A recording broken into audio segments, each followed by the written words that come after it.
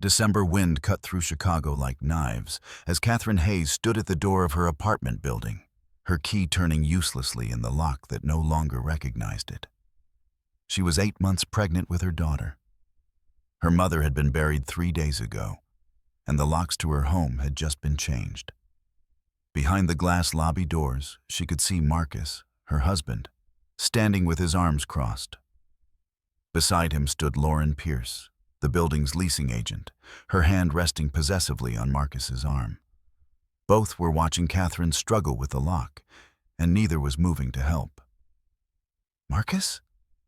Catherine's voice was muffled by the glass, her breath fogging in the December cold. "Marcus, the key won't work." He walked to the door slowly, deliberately, letting her stand in the 20-degree weather for 30 seconds that felt like hours. When he finally opened it, he didn't step aside to let her in. "I know the key doesn't work," he said. His voice was cold, clinical. "I had the locks changed this morning." Catherine's hand instinctively moved to her swollen belly, where her daughter kicked in response to her mother's stress. "What? Why would you?" "Because you don't live here anymore." He handed her an envelope through the crack in the door. "Divorce papers. My lawyer says you have 30 minutes to get your things and leave." The world tilted. Catherine grabbed the door frame for support, her other hand still protecting her belly. "Marcus, what are you talking about?" "My mother just died. I'm 8 months pregnant with your baby. You can't."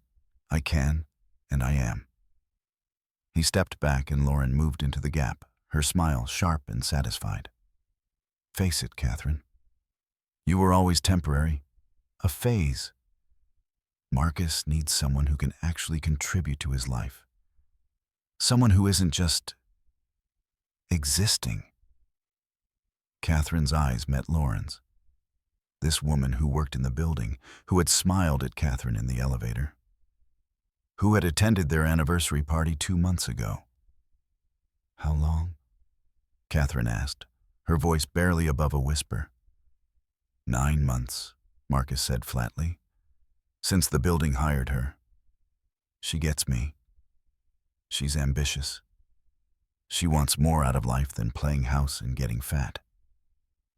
The word fat landed like a slap.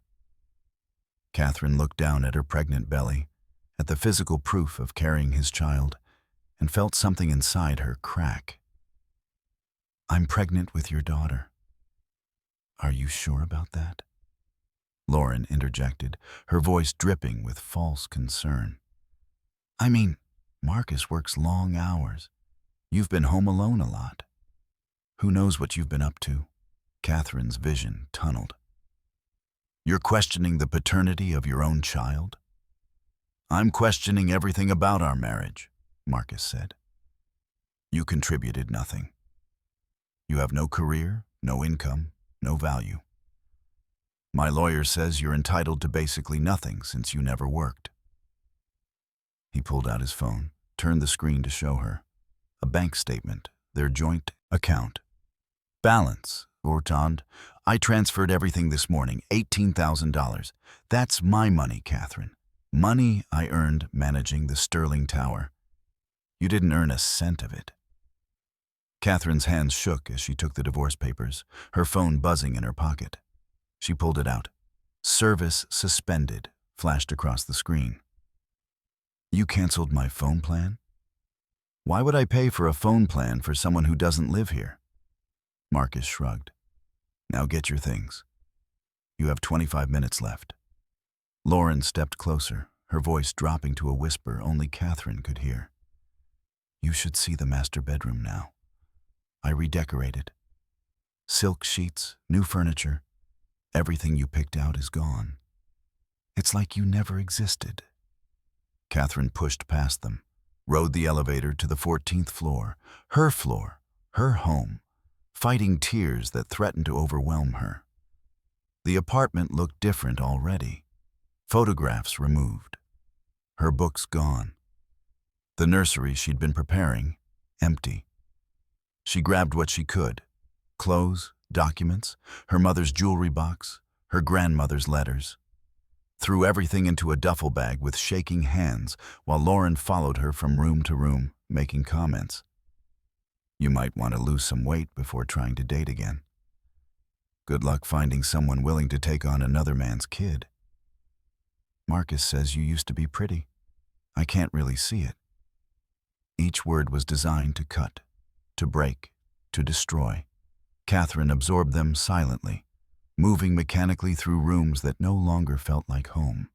15 minutes later, she stood in the lobby again, duffel bag in one hand, purse in the other, her mother's jewelry box tucked under her arm.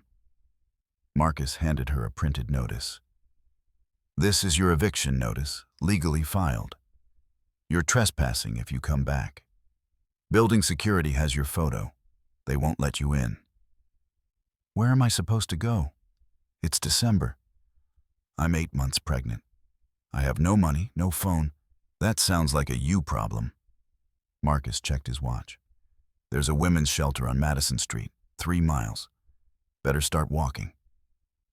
Lauren pulled out her phone, held it up, took a photo of Catherine. Disheveled, crying, heavily pregnant, holding everything she owned in one bag. For the memories, Lauren said sweetly. Then she leaned in, her voice venomous. Thanks for warming up the bed for me, Fatty. Don't let the door hit you on the way out. The lobby doors closed behind Catherine. The lock clicked with finality. She stood on the sidewalk in front of the Sterling Tower, 42 stories of glass and steel, one of Chicago's most prestigious commercial buildings. Her husband managed this building, was proud of this building, made $75,000 a year managing this building. Catherine looked up at it, at the top floor where the executive offices were, at the windows that caught the winter sun. She had no idea that 3 days ago, when her mother died, she had inherited the Sterling Tower. Every floor, every window, every lock, every apartment, including the one she'd just been evicted from. Marcus Hayes had just kicked his pregnant wife out of a building she owned, and he had absolutely no idea what was coming for him. Catherine's feet were numb by the time she found the shelter. 3 miles in December, 8 months pregnant, carrying everything she owned. The baby had been kicking the entire walk, distress or solidarity, Catherine couldn't tell. The Madison Street Women's Shelter was warm, at least. Clean. The intake coordinator, a woman named Helen, with kind eyes and efficient hands, didn't ask questions that didn't matter. When are you due? 5 weeks? Have you eaten today? Catherine realized she hadn't. Not since the funeral reception. No. Let's fix that first. Helen brought soup, bread, hot tea. Catherine's hands shook so badly she could barely hold the spoon. Helen sat with her, silent, present, letting her eat. I was at my mother's funeral 3 days ago, Catherine finally said. My husband handed me divorce papers this morning. Changed the locks. Took all the money. Canceled my phone. I have nowhere to go. Helen's expression didn't change. She'd heard worse. She'd seen worse. You're safe here. That's what matters right now. I'm 8 months pregnant. We have connections with the prenatal clinic. We'll get you set up tomorrow. Tonight, you sleep. You're safe. That word. Safe. Catherine realized she hadn't felt safe in years. Maybe the entire marriage, always walking on eggshells, always trying to be enough, always failing. Helen showed her to a room, small, clean, a twin bed and a nightstand. Shared bathroom down the hall. Not home, but safe. Catherine lay down, her daughter kicking rhythmically. She pulled out the documents she'd grabbed from the apartment. Birth certificate, social security card, marriage license, and at the bottom of the pile, something she'd forgotten she'd taken. An envelope from her mother's study, found the day before the funeral. She'd shoved it in her purse, meaning to read it later, then forgotten in the chaos of grief and burial. The envelope was cream-colored, expensive. Her name written in her mother's distinctive handwriting, Catherine Elizabeth Hayes. Open only if you need this. Catherine's hands trembled as she opened it. Inside was a letter and a small silver key.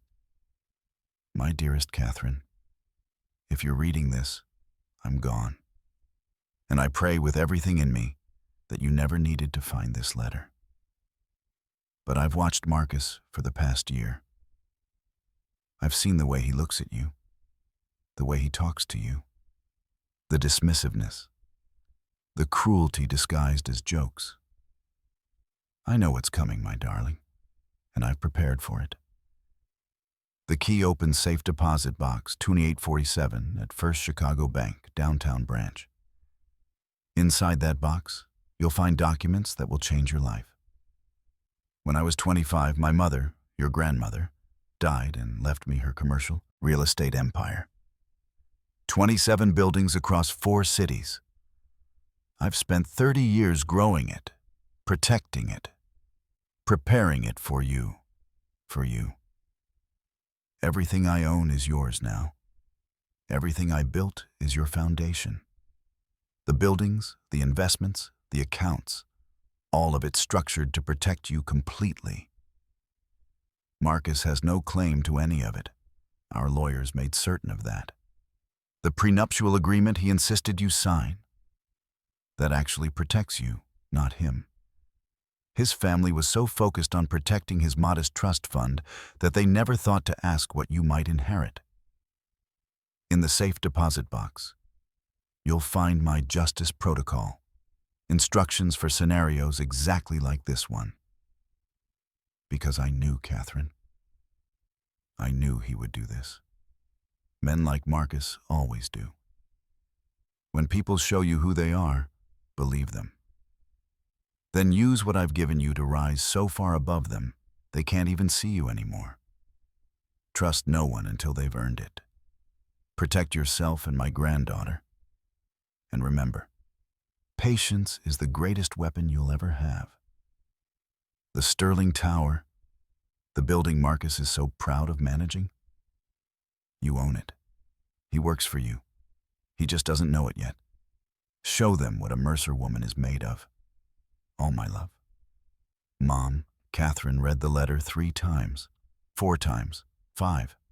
She owned the Sterling Tower. She owned the building Marcus managed. She owned the apartment he'd just evicted her from. She owned everything. Her mother had died 3 days ago.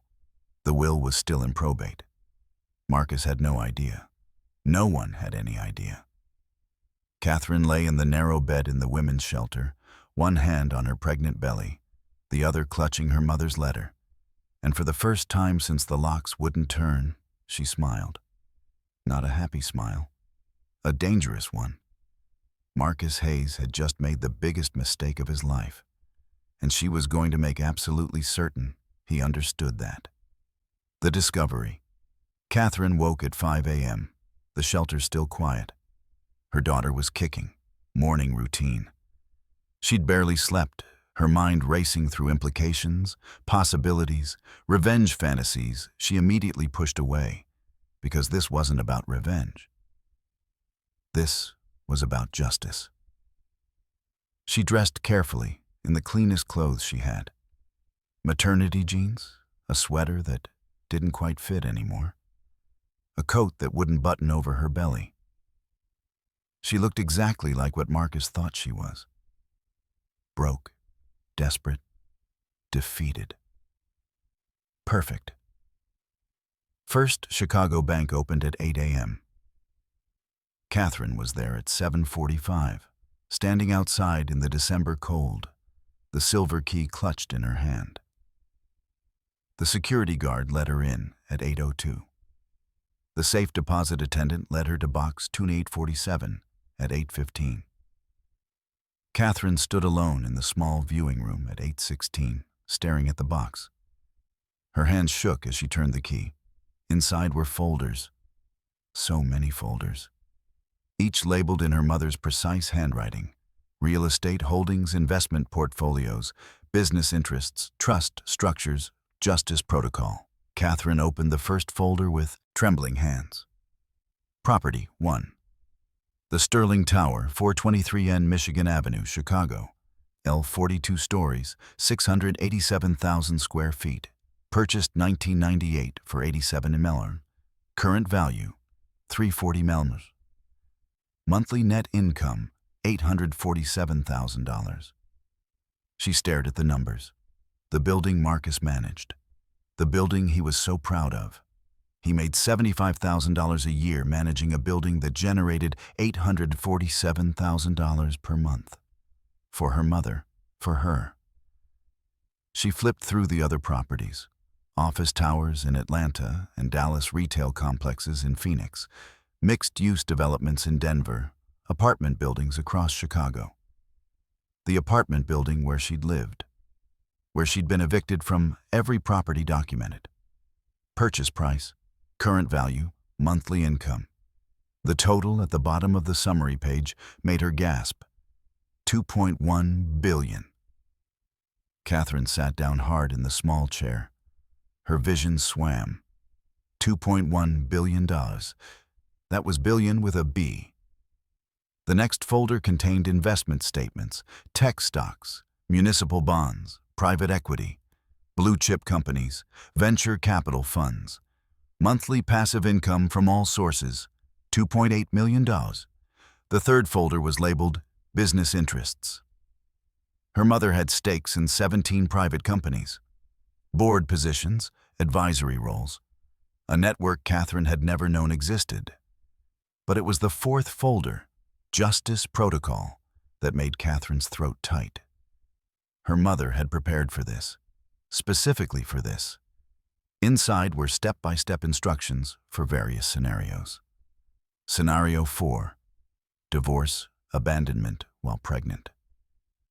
If Marcus, or any partner, abandons you during pregnancy or shortly after birth. 1. Contact James Morrison, attorney. His number is programmed into the phone provided in this box. Yes, there's a phone. It's charged. The plan is paid for 5 years. Use it.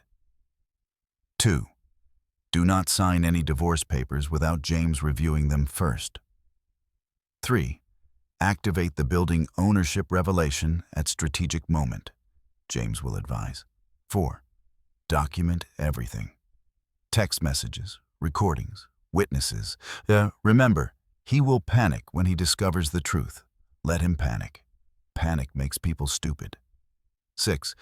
Your goal is not destruction. Your goal is protection of yourself, of my granddaughter, of your future. 7. The Sterling Tower board meeting is scheduled first Monday of every month. James knows how to call an emergency session.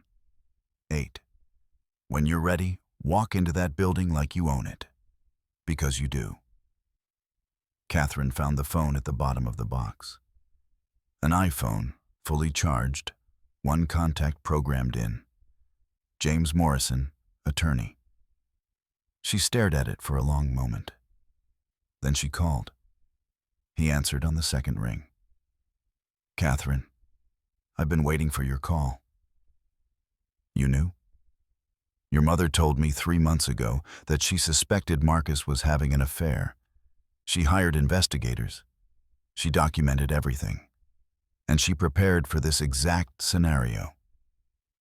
His voice was gentle but firm. I'm sorry for your loss. Margaret was one of the most brilliant clients I've ever represented.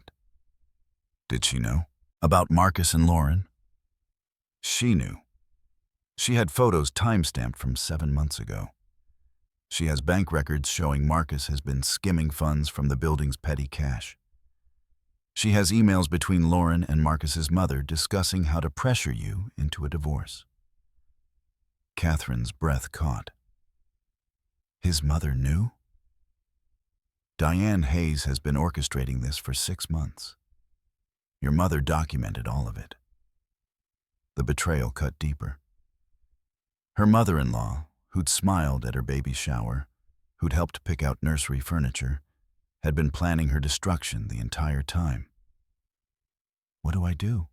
Catherine asked. "First, don't sign anything. Second, come to my office. Let's review everything your mother left you. Third, we prepare your response." He paused. "Catherine, your mother built you an empire specifically to protect you from men like Marcus. Now we make sure he understands exactly what he threw away." "When can I come?" "This afternoon, 2 p.m. I'll send a car." "A car?" "Catherine, you're worth $2.1 billion. You don't take the bus anymore. The car will pick you up at the shelter at 1:45. Black Mercedes. Driver's name is Thomas. He'll be your driver from now on, if you want him." If she wanted him, as if she had money for a driver. Except she did. She had money for anything. The call ended. Catherine sat in the bank's safe deposit viewing room, surrounded by folders that rewrote her entire existence, her hand on her pregnant belly where her daughter kicked steadily. "Your grandmother was brilliant," she whispered. "And she made sure we'd never be powerless again." She gathered all the folders, carefully placed them in a leather briefcase she found in the box, monogrammed with her initials, because of course her mother had thought of everything. As she left the bank, she passed a window with a reflection.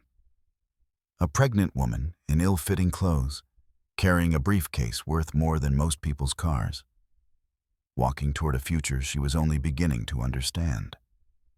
Marcus thought he'd destroyed her. He'd actually freed her. The attorney. James Morrison's office was everything Catherine expected and nothing she was prepared for. 40th floor of a building on Wacker Drive. Floor-to-ceiling windows overlooking the Chicago River. The kind of space that screamed power, money, legacy. The receptionist greeted her by name. "Ms. Hayes, Mr. Morrison is expecting you. Can I get you anything? Water? Tea? We have a selection of herbal teas safe for pregnancy." Catherine was still processing the fact that she'd arrived in a Mercedes with a driver named Thomas, who'd insisted on helping her out of the car, treating her like she was made of glass and gold. "Water would be wonderful. Thank you." James Morrison emerged from his office before the receptionist returned. 60-something, silver hair, sharp eyes that missed nothing, wearing a suit that probably cost more than her old monthly rent. "Catherine." He didn't extend his hand, acknowledged her pregnancy, her full hands with the briefcase. "Please, come in." His office was even more impressive. Mahogany desk, leather chairs, a conference table with documents already laid out, a photograph on his desk of a woman and 2 adult children. "Your mother and I worked together for 23 years, James said, as Catherine settled into a chair he'd positioned carefully, supportive, comfortable, with a footstool for her swollen feet.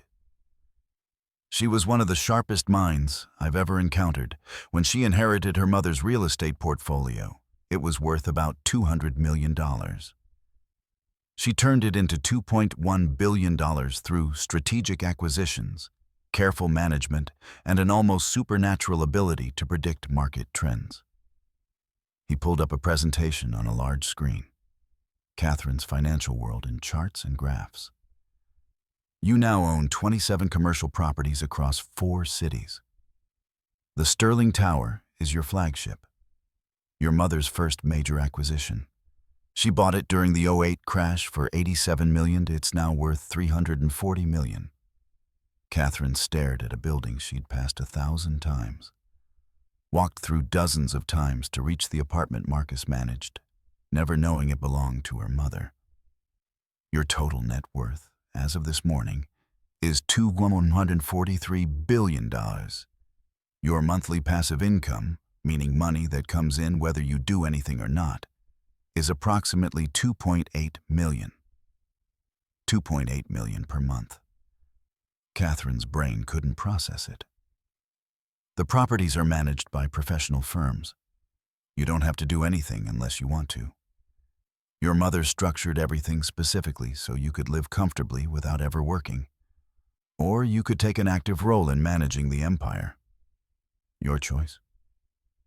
And Marcus has no claim to any of this? Catherine needed to be sure. James's smile was sharp. Marcus has negative claim to this. The prenuptial agreement his mother insisted you sign, ostensibly to protect his $200,000 trust fund, actually contains language that explicitly separates all inherited assets. His lawyer was so focused on protecting his money that they didn't think to ask what you might inherit. He pulled out another document. Additionally, your mother created a separate trust 3 years ago. Everything is held in that trust, with you as the sole beneficiary. Illinois is not a community property state, and even if it were, inherited assets received during marriage remain separate property, unless commingled. Did Marcus commingle anything? Nothing. He never had access to any of your mother's accounts. You never paid bills from her money. There's no commingling. Everything is clean, separate, and entirely yours. Catherine felt something unlock in her chest. Fear she didn't know she'd been carrying. Now, James pulled out the Justice Protocol folder. Your mother was very specific about what should happen if you were betrayed. She called it her Justice Protocol. She anticipated several scenarios and prepared responses for each. He opened to the divorce/abandonment section Catherine had already read. But beneath it were additional pages she'd missed. Evidence compiled. 1. Photographic evidence of Marcus Hayes and Lauren Pierce affair. Time-stamped from April through November. 7 months. 2. Financial records showing Marcus skimming from Sterling Tower petty cash, $4,300 over 6 months. 3. Text messages between Lauren Pierce and Diane Hayes, Marcus's mother, discussing divorce timeline. 4. Bank records showing Diane Hayes transferred $15,000 to Lauren Pierce on November 28th. 5. Email chain between Marcus and Lauren discussing getting rid of Catherine before the baby comes. 6. Lauren Pierce's criminal record, fraud, identity theft, sealed juvenile record your mother's investigators accessed legally. 7. Building security footage of Marcus and Lauren in his office after hours, clearly inappropriate. Catherine's hands tightened on the chair arms. My mother-in-law paid Lauren $15,000? Payment came 3 weeks before your mother's funeral. We believe it was an advance payment for Lauren's role in the divorce. Make it messy. Make Catherine look bad. Make it public enough that Marcus could claim he had to act. Lauren questioned my daughter's paternity.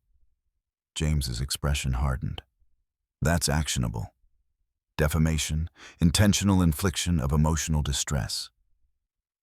We have witnesses? The building security guard saw the whole thing. His name is, Catherine realized she didn't know. He has dark hair, maybe 40? Leonard Jackson. He's worked there 9 years. Your mother actually hired him, part of the building staff. I'll have our investigators get his statement. James made a note. Anything else? Catherine recounted the entire morning. Every word, every insult. The photograph Lauren took. The eviction from her own building. James's smile grew sharper with each detail. Oh, Marcus is going to regret this. So much. What's the plan? That depends on what you want. Your mother left instructions, but ultimately, this is your decision. Do you want to quietly divorce, take what you're owed, and disappear? Or do you want something more public? Catherine thought about standing in December cold, being called fat while pregnant, being questioned about her daughter's paternity, watching her husband and his mistress laugh. I want him to know, she said quietly. I want him to understand exactly what he destroyed. What he threw away. Who he underestimated. Then we'll give him a lesson he'll never forget. James pulled out a timeline. The Sterling Tower board meeting is next Monday, 8 days from now. Emergency sessions can be called with 72 hours notice. As the building's owner, you can attend any board meeting. Does Marcus know the owner? Marcus thinks the building is owned by MHI Holdings, which is technically true. MHI stands for Margaret Hayes Investments. He's never seen documents with your mother's actual name. All communications go through the property management company. Catherine started to see the picture. So I can walk into a board meeting as the owner he never knew existed. We'll call an emergency session for this Friday, 4 days from now. Gives you time to prepare. Prepare how? James smiled. Your mother left very specific instructions on that too. She knew you'd need to transform physically and mentally from defeated wife to powerful owner. She set aside funds specifically for this: personal trainer, nutritionist, stylist, therapist, whatever you need. I'm 8 months pregnant, which makes this even more powerful. You walk in there about to give birth, glowing and confident and strong, and show them all that pregnancy isn't weakness, it's power. Your daughter will grow up knowing her mother faced down her betrayers while carrying her. Catherine's hand moved to her belly. Her daughter kicked, hard, like she agreed. However, James continued, the physical transformation can wait until after your daughter is born. Right now, we focus on the mental preparation, the legal strategy, and getting you safely through labor and delivery. Where am I supposed to live? Your mother maintained a penthouse in Lincoln Park, fully furnished, fully staffed, nursery ready. She prepared it 2 years ago when you announced your pregnancy. She hoped you'd never need it, but it's there. Catherine felt tears threaten. Her mother had known, had seen Marcus's true nature, had prepared an escape route Catherine never knew existed. There's one more thing, James said gently. Your mother left you a video message, recorded 2 months before she died. Would you like to see it? Catherine nodded, not trusting her voice. James pulled up a video on the screen, and there was Catherine's mother, Margaret Hayes, wearing her favorite cardigan, sitting in what looked like this very office, looking tired but determined. Hello, my darling, the video began. If you're watching this, I'm gone. And if you're watching this in James's office, Marcus has done what I feared he would. Catherine's tears fell freely now. I want you to know something first. None of this is your fault. Marcus is a small man with a smaller soul who can't handle being married to someone stronger than him. He saw your kindness as weakness, your patience as stupidity, your love as obligation. Margaret leaned forward, her eyes intense even through the recording. But you are not weak. You are not stupid. And you are not obligated to accept cruelty disguised as honesty. You are my daughter. You are a Mercer woman. And Mercer women don't break. We build. I've built you an empire, Catherine. Not because I think money solves everything, but because I know power does. And power means having choices. It means never having to beg. It means never having to accept cruelty because you have nowhere else to go. The Sterling Tower, that building Marcus is so proud of managing. I bought it the year you were born. I named it after my mother, your grandmother, whose maiden name was Sterling. It's always been yours. I just held it in trust until you needed it. Margaret smiled, sad and knowing. And now you need it. So it's yours, all of it. The buildings, the money, the power to never be powerless again. Use it wisely, use it justly, and use it to show your daughter that women who are underestimated often end up owning everything. I love you, Catherine. I'm so proud of you, and I'm sorry I won't be there to meet my granddaughter. But she has you, and you have everything you need to show her how to be strong." The video ended. Catherine sat in silence, tears streaming down her face, one hand on her belly where her daughter kicked steadily. "Your mother," James said quietly, "was the finest person I ever knew, and she made absolutely certain you'd never be at Marcus's mercy. Now we make sure he understands exactly what that means." Catherine wiped her eyes, sat up straighter, felt something steel in her spine that had been bent too long. "Friday," she said. "Emergency board meeting. Let's show Marcus Hayes who really owns the Sterling Tower." James smiled. It wasn't a kind smile. "I'll send the notice this afternoon. This is going to be spectacular." Act 2, The Transformation, Week 1, Survival and Foundation. Catherine moved into the Lincoln Park penthouse that evening. Thomas drove her there in the Mercedes, helped carry in the single duffel bag that contained everything she'd taken from the apartment. The penthouse was on the 38th floor of a building overlooking Lake Michigan.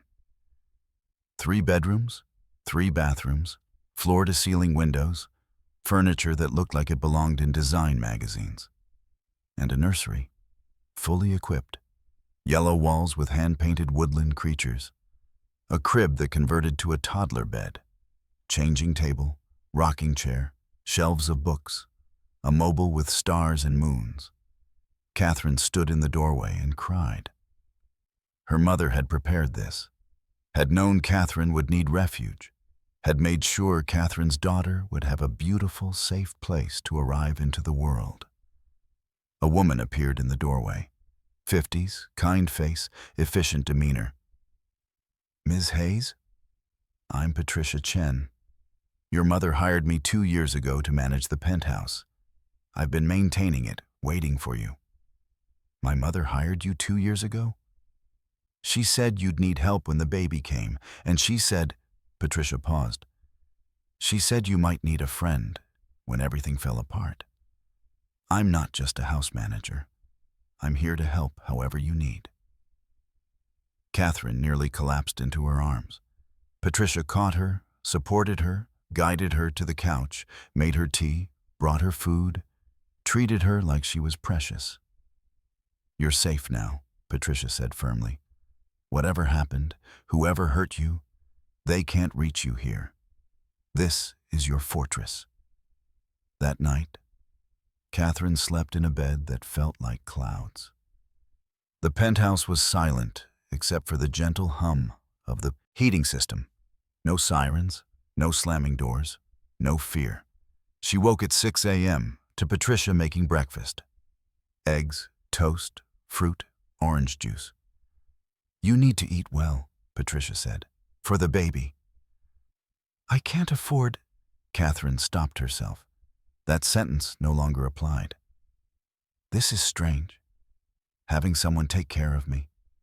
Get used to it. Your mother left detailed instructions. You're to be taken care of, especially this last month of pregnancy. After the baby comes, you'll have help. A night nurse, a nanny if you want one, whatever you need." Catherine spent the week learning her new reality. James sent over documents to review. Patricia helped her organize everything. Thomas drove her to prenatal appointments in her new doctor's office. Private, expensive. The kind of care she couldn't have afforded before. The doctor confirmed everything looked healthy. Baby girl, due in 4 weeks, right on track. "Any stress we should know about?" the doctor asked. Catherine almost laughed. Stress. Her husband had evicted her while pregnant, her mother had died, and she'd discovered she was a billionaire in the span of 72 hours. "I'm managing," she said instead. James called daily with updates. The emergency board meeting was set for Friday at 10 a.m. Marcus had been notified that the building owner wanted to discuss management concerns, and his attendance was mandatory. "He's panicking," James reported. "My sources say he's been scrambling all week, trying to figure out what he did wrong, going over every report, every financial statement. Does he know who the owner is? Not yet. We're listed as MHI Holdings representative on the meeting notice. He has no idea. Wednesday evening, Diane Hayes called. Marcus's mother. Catherine's phone, the new one from her mother's safe deposit box, lit up with a number she didn't recognize. Catherine, it's Diane. We need to talk about the divorce. Marcus says you haven't signed the papers. You need to sign them. This is getting ridiculous. Catherine's hand tightened on the phone. This woman who'd paid Lauren $15,000, who'd orchestrated the betrayal. I'll sign them when my attorney reviews them. You don't need an attorney. Marcus is being very generous with the settlement. You're getting everything you're entitled to, which isn't much. But he's willing to give you $2,000 to help with moving expenses. $2,000. After taking $18,000 after eviction, after everything. My attorney will be in touch, Catherine said calmly. Don't be stupid about this, Catherine. Marcus is moving on. You should too. Accept reality. You were never really right for him. This is better for everyone. Catherine ended the call, sat in her penthouse overlooking Lake Michigan, thought about Diane's voice, casual and dismissive, telling her to accept reality. Friday, Diane Hayes would learn what reality actually looked like. Thursday evening, Catherine prepared. Patricia helped her choose an outfit, maternity clothes, but well-made, professional. Navy dress that skimmed her pregnant curves, low heels she could manage, simple jewelry. You look beautiful, Patricia said. Powerful, like someone who owns buildings. I own buildings, Catherine said aloud, testing the words. I own the Sterling Tower. I own 27 properties. I'm worth $2.1 billion. Say it again. Believe it. I own the Sterling Tower. I own this life. I own my future. Friday morning arrived cold and clear. Catherine dressed carefully, ate breakfast even though her stomach churned with nerves, let Patricia fuss over her. You're going to walk in there, Patricia said, and you're going to show them who you really are. Not the woman Marcus tried to make small. The woman your mother raised. The woman who owns the building they think they run. Thomas drove her to the Sterling Tower at 9:45. Catherine stared up at it from the car. 42 stories of steel and glass. Her building. Her empire. Ready? Thomas asked. Ready? Catherine said, even though she wasn't sure. She walked through the lobby. Leonard Jackson, the security guard, did a double take. Ms. Hayes, I didn't expect... Are you okay? After what happened Monday? I'm fine, Leonard. Better than fine. And I need you to do me a favor. Anything. Don't tell Marcus I'm here. Not yet. Leonard's smile was slow and understanding. My lips are sealed, ma'am. Catherine rode the elevator to the 41st floor. Executive offices, conference room. Through the glass walls, she could see them gathering. Marcus, Lauren, several board members Catherine didn't recognize. James was already there, standing at the head of the table, looking predatory and pleased. Catherine checked her watch. 9:59. She opened the conference room door and walked in. The Chicago Tribune ran the story 3 days later. Real estate heiress exposes embezzlement by husband. Catherine's phone, the new one her mother had provided, rang constantly. Reporters, lawyers, people she barely knew offering support or asking questions. James fielded most of it. He released a statement on her behalf. Ms. Hayes is focused on preparing for the birth of her daughter and managing her late mother's estate. She has no further comment on her marriage at this time. Marcus hired a lawyer, an expensive one. His first move was to file for emergency custody of their unborn child. Catherine read the filing in disbelief. Father has concerns about mother's mental stability and ability to care for child. Mother's recent erratic behavior and public accusations suggest instability. He's calling me unstable, Catherine said to James. He evicted me while I was 8 months pregnant. It's a standard tactic when someone's been caught.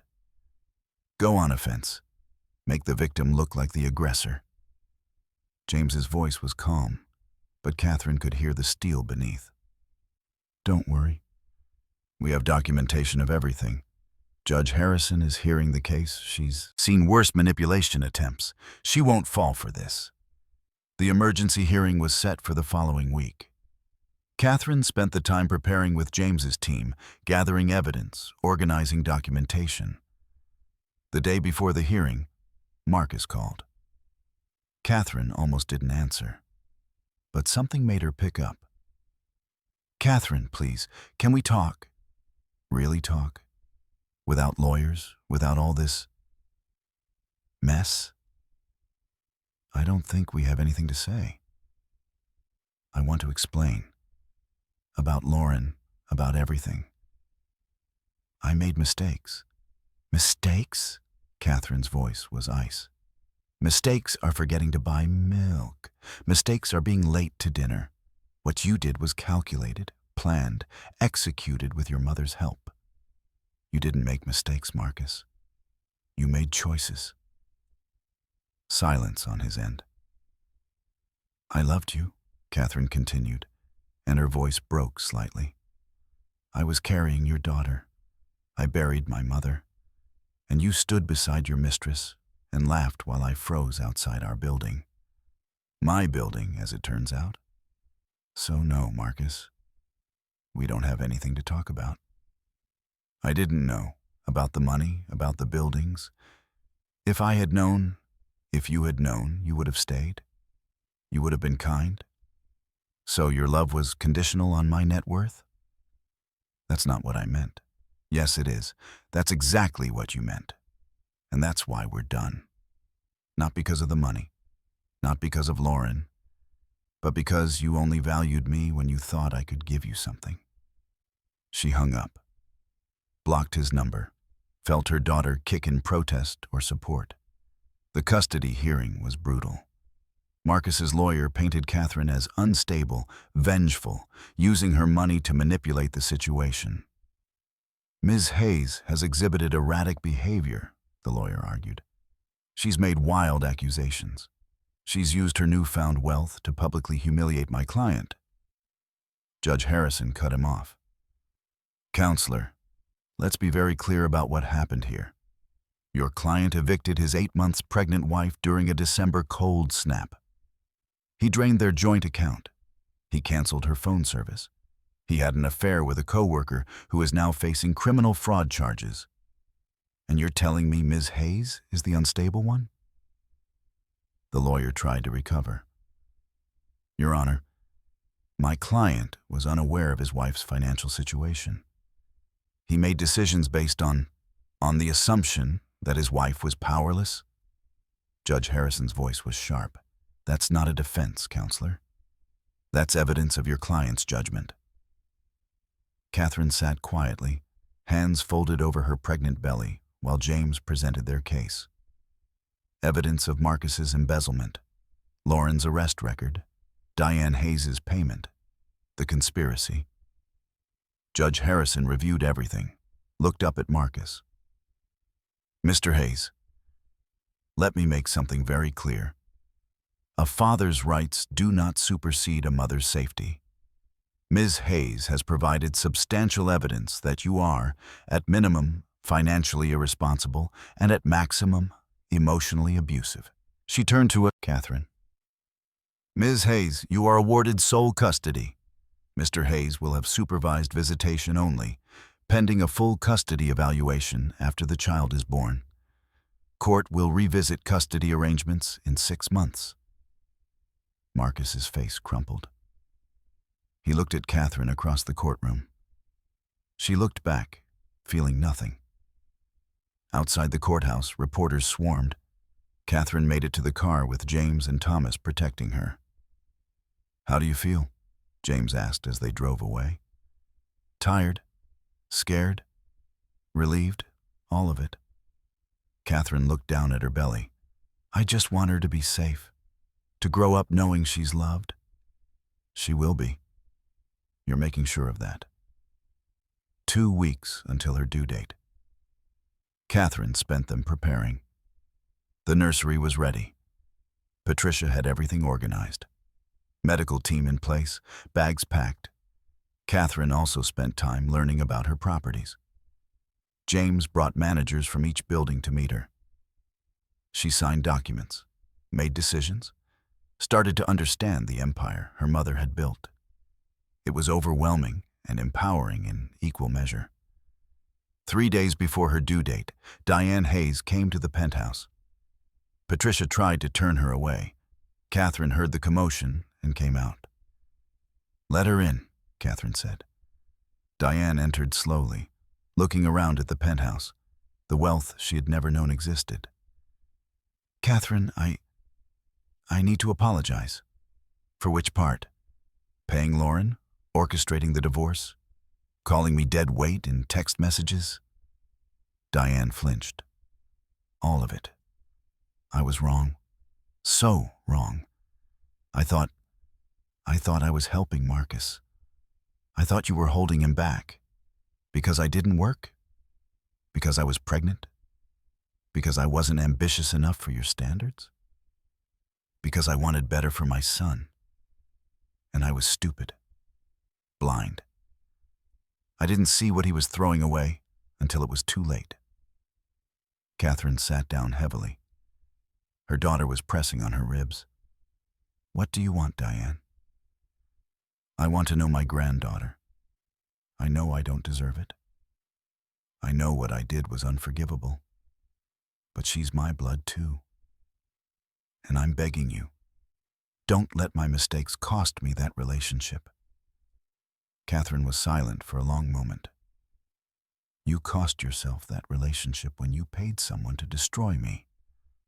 When you called me dead weight. When you helped your son betray me while I was grieving my mother. I know. And I'll spend the rest of my life regretting it. But please, sama." "No." Catherine stood up. "My daughter will know who you are, what you did. And if she decides, as an adult, that she wants a relationship with you, that's her choice. But right now, no. You don't get access to her. You don't get to hold her, know her, influence her. You made your choice. These are the consequences." Diane's face crumbled. She nodded slowly. "I understand. I'm so sorry, Catherine." "Sorry doesn't undo what you did. Sorry doesn't change the fact that I stood in December, cold, pregnant, homeless, while you and your son celebrated. Get out of my house." Diane left. Catherine watched her go, felt no satisfaction, just exhaustion. Her water broke at 3 a.m. on December 27th. The birth. Labor lasted 9 hours. Patricia drove her to the hospital, a private suite that looked more like a hotel. James had arranged everything. Catherine labored alone except for nurses and Patricia. No husband, no mother, just her, fighting to bring her daughter into the world. At 12:47 p.m. on December 27th, Catherine's daughter was born. 7 pounds, 4 ounces, perfect, screaming, alive. "What's her name?" the nurse asked. Catherine looked at her daughter, red-faced, furious at being born, already fighting. "Margaret Sterling Hayes," Catherine said, "after the 2 strongest women I've ever known. Her mother and her grandmother." Margaret Sterling's first sound was a battle cry. Her first action was to grip Catherine's finger with surprising strength. "You're going to be trouble," Catherine whispered, tears streaming down her face. Just like your grandmother. Just like me. She texted James. Margaret Sterling is here. Sebelms 4OZ, perfect. His response, congratulations. Your mother would be thrilled. Take your time. The Empire can wait. But Catherine looked at her daughter and thought about her mother and thought about everything that had happened in the past month. The Empire couldn't wait. Not really. Because this tiny person was why the Empire existed. To protect her. To give her choices.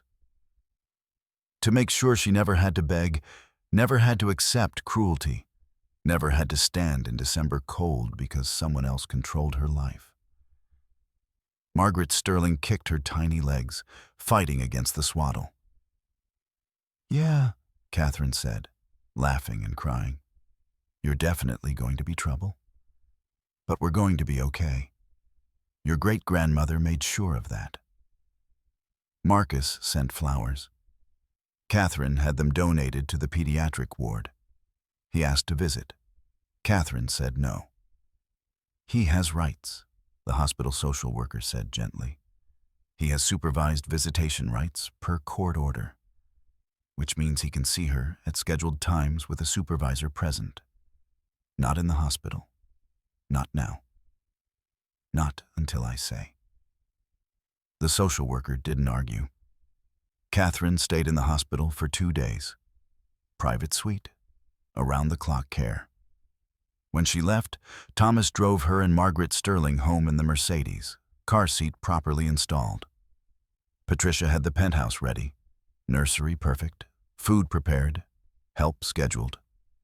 Catherine put her daughter in the crib Margaret Hayes had bought but never got to see used. Stood there watching her sleep. This tiny person who'd changed everything. Your great-grandmother was brilliant, Catherine whispered. She built all of this for us, and now we're going to show the world what Mercer women can do. Margaret Sterling slept on, unaware of the empire she'd been born into, the legacy she'd inherited, the mother who would burn down the world to protect her. Margaret Sterling's first birthday party was intimate.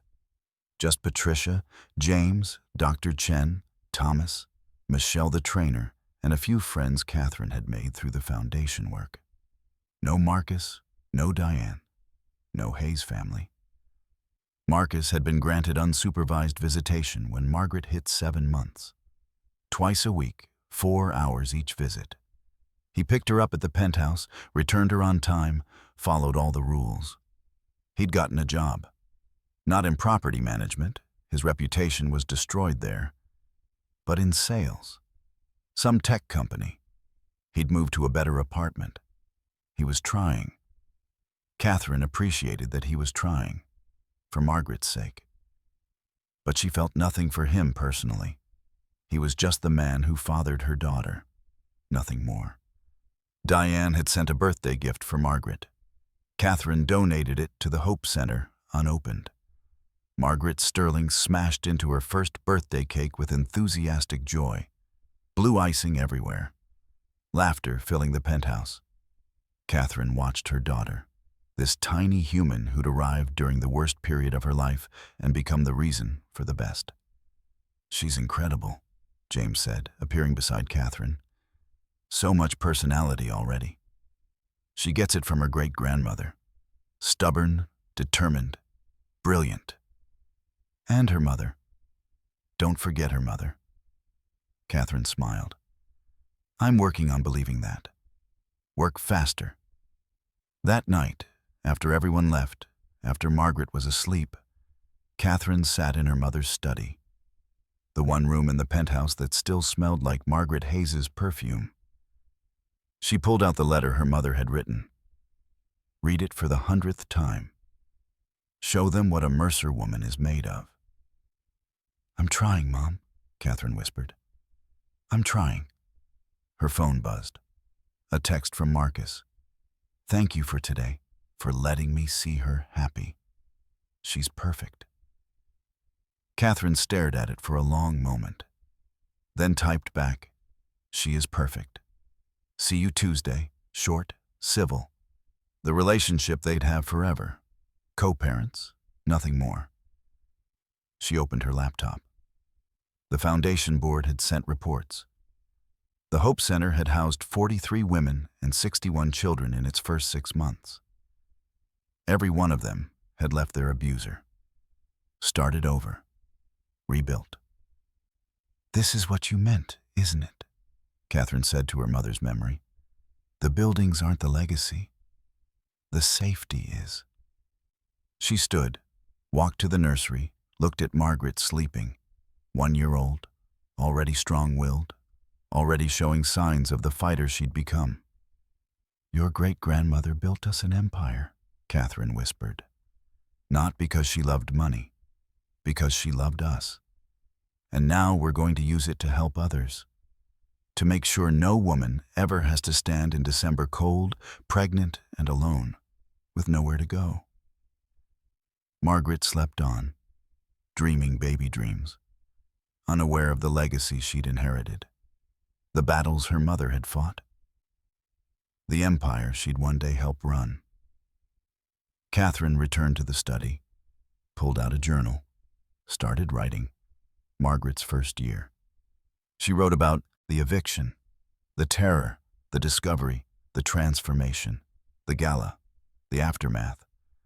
But mostly she wrote about survival. About discovering that the worst day of your life could be the beginning of your best life. About learning that worth isn't determined by those who can't see it. She wrote until dawn, until her hand cramped, until Margaret woke, demanding breakfast with imperious baby screams. Catherine fed her daughter, changed her, played with her. Normal morning routine, the kind of normal she'd fought for. The kind of normal built on a foundation of $2.1 billion in her mother's foresight. The kind of normal that said, "You destroyed me, but I rebuilt. You called me worthless, but I proved you wrong. You thought you'd won, but I own everything." 5 years later, Margaret Sterling Hayes was 5 years old when she asked the question Catherine had been dreading. "Mommy, why don't you and Daddy live together?" They were in the penthouse living room. Margaret was coloring. Elaborate, imaginative pictures that showed real artistic talent. She'd inherited her great-grandmother's eye for design. Catherine sat down beside her daughter. "Because sometimes grown-ups make choices that hurt each other. And when that happens, it's healthier to live separately." "Did Daddy hurt you?" "Yes, baby. He did." "Did you hurt him?" Catherine considered how to answer honestly, but age-appropriately. "I told the truth about what he did. And the truth hurt his feelings. But telling the truth isn't the same as hurting someone. Sometimes the truth is necessary." Margaret thought about this, coloring carefully within the lines of a dragon she was creating. "Papa says you're very strong." Papa. Margaret called Marcus Papa during his visits.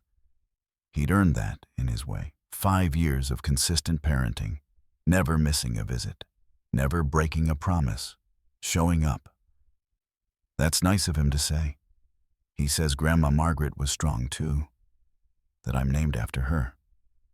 You are. Your great-grandmother was one of the strongest people I've ever known. Tell me about her?" So Catherine told the story again, modified for a 5-year-old, about her grandmother who built buildings, who saved money, who made sure her daughter and granddaughter would always be safe. "Do I own buildings?" Margaret asked. "Yes, baby. Someday you will. Right now, Mommy manages them for you." "How many buildings?" 27. Margaret's eyes went wide. "That's a lot." "It is.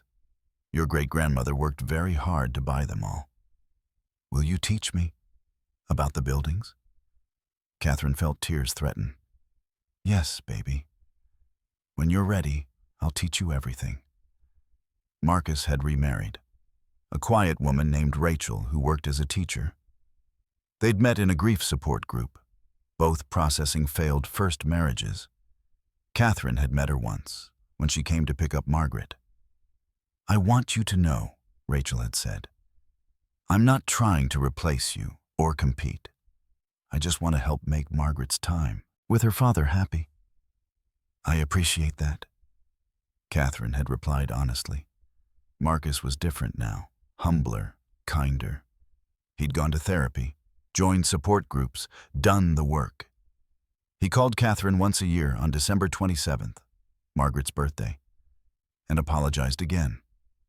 "I know I've said this before," he'd said on Margaret's 5th birthday, "but I need to keep saying it. I'm sorry for everything. You didn't deserve any of it. I know I didn't. Will you ever forgive me?" Catherine had thought about this question a lot over 5 years. "I've forgiven you for Margaret's sake, so she can have a relationship with her father without feeling torn. But forgiveness doesn't mean forgetting. It doesn't mean trust. It just means I've stopped letting what you did control my life." "That's fair? More than fair." He paused. "You've done an incredible job with her. Margaret is amazing."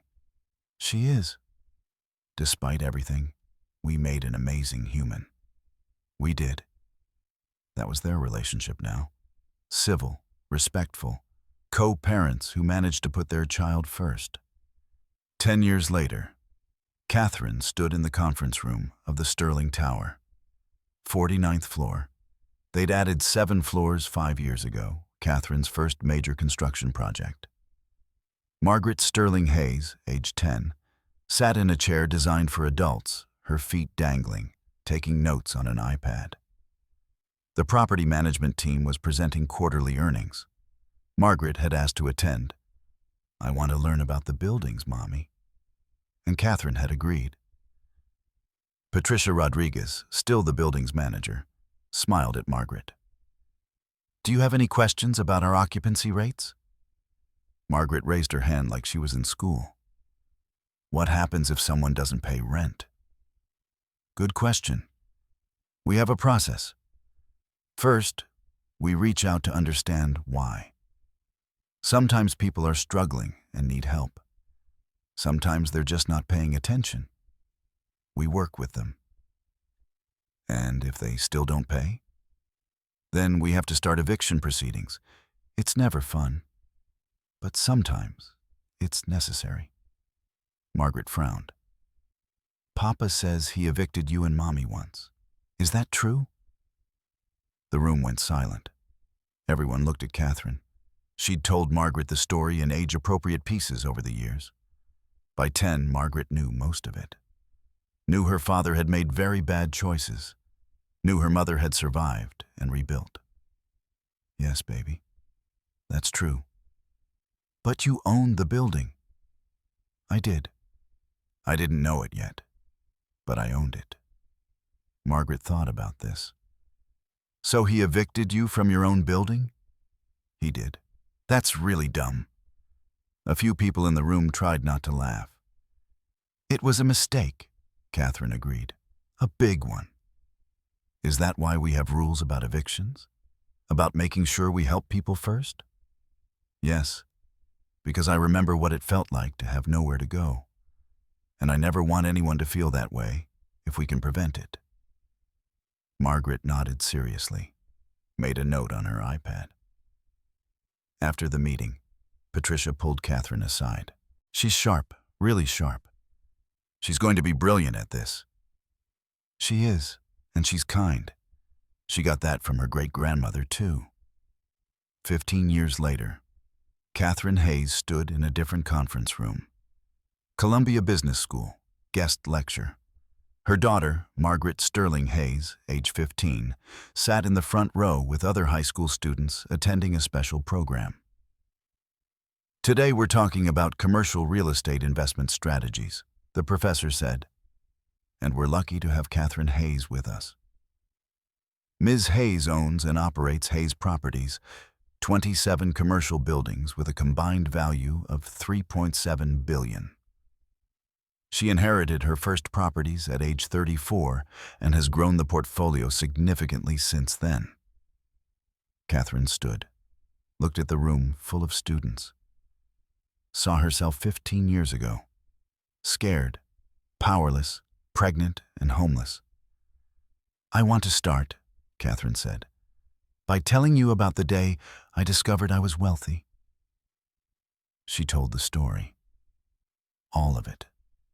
The eviction, the locks, the discovery, the transformation, the revelation. The room was silent.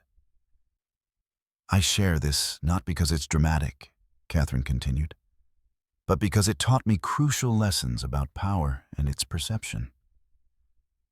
My mother built a fortune in silence. She let people underestimate her, and she used that underestimation as a weapon. When people think you're small, they don't guard against you. They don't see you coming. But there's a cost to invisibility. My mother lived a smaller life than she needed to. She hid her success. She never got credit for her brilliance. So when I inherited her empire, I had a choice: continue hiding or step into visibility. I chose visibility because I wanted my daughter," she gestured to Margaret, "to grow up seeing women own things, build things, lead things, without apology." Margaret smiled, taking notes. A student raised her hand. "What happened to your ex-husband?" "He rebuilt his life. He's remarried. He has a good relationship with our daughter. He learned from his mistakes." Catherine paused. "But he lost something he'll never get back. He lost the opportunity to be married to me, to partner with someone who had resources and vision. He traded that for an ego boost and a mistress who's now in prison." "Do you hate him?" "No. I don't think about him enough to hate him. He's my daughter's father. That's the extent of his relevance to my life." Another student: "What advice would you give women in abusive relationships?" Catherine's expression grew serious. "Document everything. Save money they don't know about.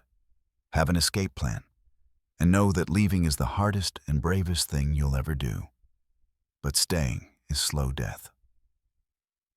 That's why I started the Margaret Hayes Foundation. Because not everyone has a billionaire mother leaving them a safety net. But everyone deserves safety. 20 years later, epilogue.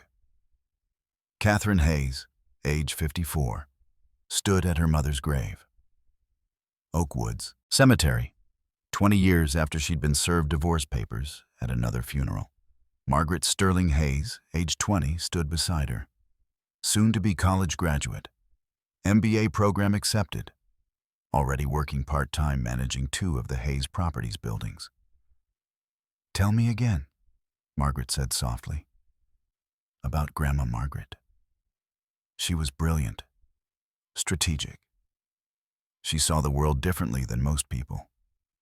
She knew that power didn't require performance. She saved you. She saved us. You, me, every woman we've helped through the foundation. She saved all of us by planning ahead. Do you think she knew how bad it would get? I think she suspected. Mothers know things. They see patterns we miss. And she made sure that when the worst happened, I'd have options. Margaret was quiet for a moment. "Papa called yesterday. Wanted to congratulate me on finishing school. That's nice of him. He said he's proud of me. That Grandma Margaret would be proud. She would be. You're everything she hoped you'd be. Strong, smart, kind." "I'm building a new project," Margaret said. "For the foundation. Residential housing for women leaving domestic violence situations. 50 units. On-site childcare, job training, legal services, therapy. Everything in one place." Catherine turned to look at her daughter. This brilliant, compassionate young woman who'd grown up knowing her worth, never doubting it, never accepting less. Your grandmother would love that. What are you going to call it? The Catherine Hayes Courage Center. Catherine's eyes filled with tears. Baby, you taught me that survival takes courage, that rebuilding takes courage, that telling the truth takes courage. This is your legacy too, Mom, not just Grandma's. They stood together at the grave. 3 generations of Mercer women. Margaret Sterling, who built the empire. Catherine, who stepped into visibility and showed the world what that empire meant. And Margaret Sterling Hayes, who would take it forward into the future. She would be so proud of you, Catherine whispered to her mother's memory. So proud of both of us. The winter wind blew across the cemetery. 20 years since the worst day of Catherine's life. 20 years of building, growing, healing. The locks had changed that day. But Catherine had discovered she'd always held the keys. She just hadn't known it yet.